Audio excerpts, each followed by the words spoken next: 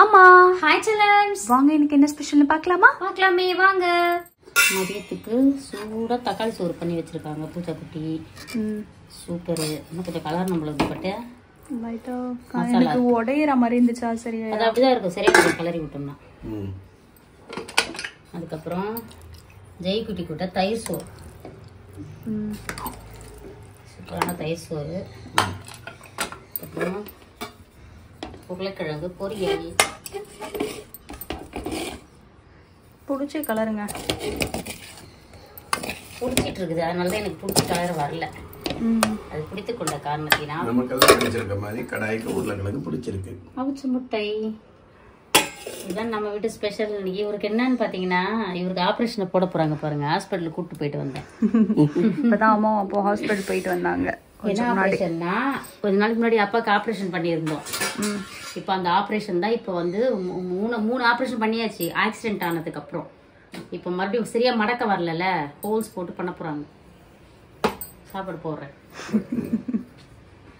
பூஜைக்குட்டி வேற லெவலில் சமைச்சிட்டாங்க. பிரம்மணம் மாதிரி சாப்பிட போறோம். இன்னைக்கு ஒரு பொடி செல்லக்குட்டி ஸ்வீட்ல டிஃபன் என்ன லஞ்ச் என்ன மறக்காம கமெண்ட் பண்ணுங்க.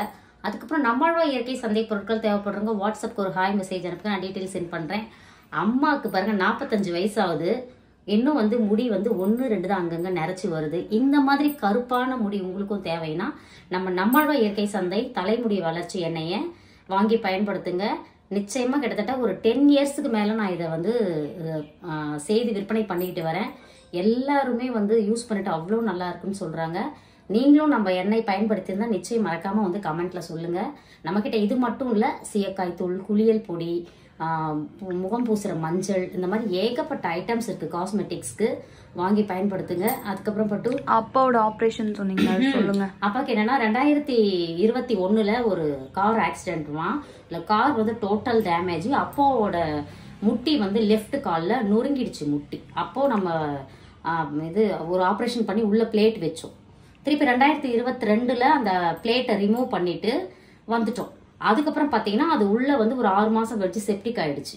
திரும்பவும் வந்து அதுக்கு ஒரு ஆப்ரேஷன். மொத்தம் ஏற்கனவே 3 ஆப்ரேஷன்.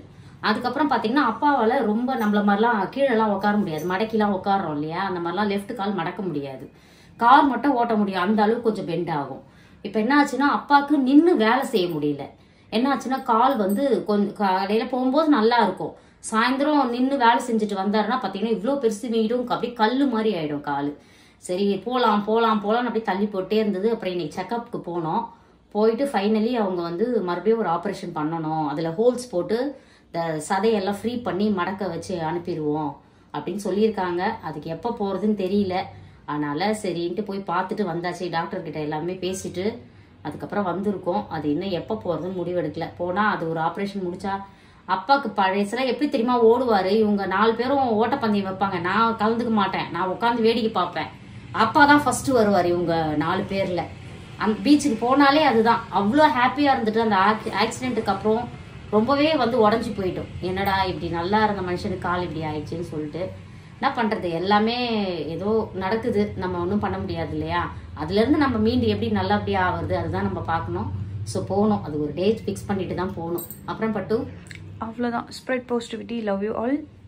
ஏதாவது சொல்லணுமா? இன்னைக்கு பிறந்த நாள் திருமண நாள் காணும் அனைவருக்கும் எங்கள் மனமார்ந்த நல்வாழ்த்துக்கள். செல்லங்களா வாழ்க வளத்துடன் எப்போதும் மகிழ்ச்சியா நிம்மதியா சந்தோஷமா இருங்க. நம்ம மேல் வீட்டு மாயா குட்டிக்கு இன்னைக்கு திருமண நாள். மாயாவுக்கும் மாயாவோட ஹஸ்பண்ட் ஆனந்த் 2 பேருக்கும் இனிய திருமண நாள் நல்வாழ்த்துக்கள். வாழ்க வளத்துடன். பாய் பாய்.